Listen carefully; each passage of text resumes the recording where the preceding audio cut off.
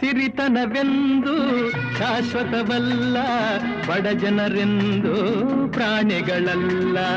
ದೇವರ ಆಟ ಬಲ್ಲವರಿಲ್ಲ, ಬಾಳಿನ ಮರ್ಮ ಅರಿತವರಿಲ್ಲ.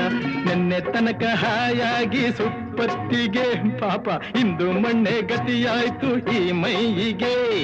ನಿನ್ನೆ ತನಕ ಹಾಯಾಗಿ ಸುಪ್ಪತ್ತಿಗೆ ಇಂದು ಮಣ್ಣೆ ಗತಿಯಾಯ್ತು ಈ ಮೈಯಿಗೆ.